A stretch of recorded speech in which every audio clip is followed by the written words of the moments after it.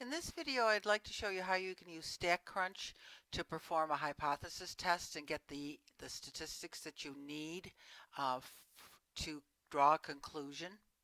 So I want to test a hypothesis. I have a proportion hypothesis here. P, the proportion, the null hypothesis is that P is equal to 50%. The alternative is that P is less than 50%. The sample that I've collected, N is 150. Out of that, 66 turned out to be whatever I was looking for. And I'm going to test this at an alpha of 0.1. So I'm going to go to the stats menu and I'm going to go to ZStat, or it's not ZStats, I'm sorry, proportion stats, one sample with summary. And so this is the information that I'm going to fill out here. Number of successes, if you will, is 66. The number of observations is 150.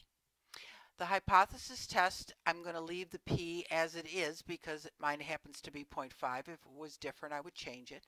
My alternative is not equal to, it is less than, so I want to make sure that I make this a left-tailed test. Because alpha is 0.01, I have to just make a slight adjustment here. My confidence interval, I'm not going to be using it, but I need to change that to 0.90, which is the complement of alpha, which is 0.10. Change back and make sure your hypothesis test is checked. And then click Compute. Now I have my data, the information that I need, my statistics. I have my Z statistic and I have my P statistic. In order to do the classical approach, I need to do one more thing. I need to find the Z critical.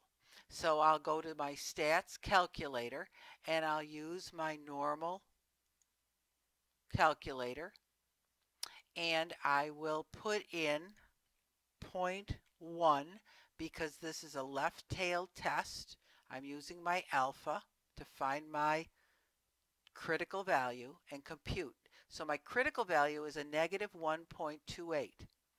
Knowing that, okay, I am going to negative 1.28. So my critical value is a negative 1.28. I am going to compare the Z-stat to that.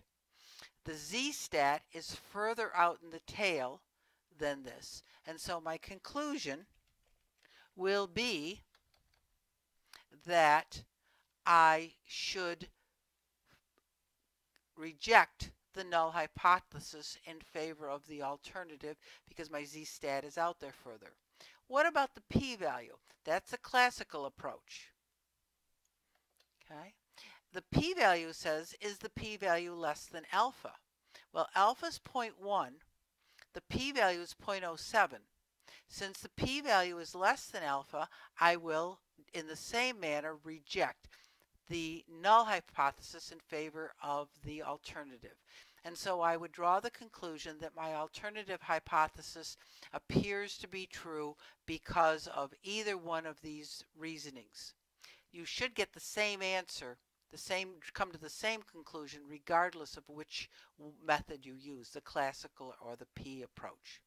But this will give you the two statistics that you need to do your comparisons. Thank you.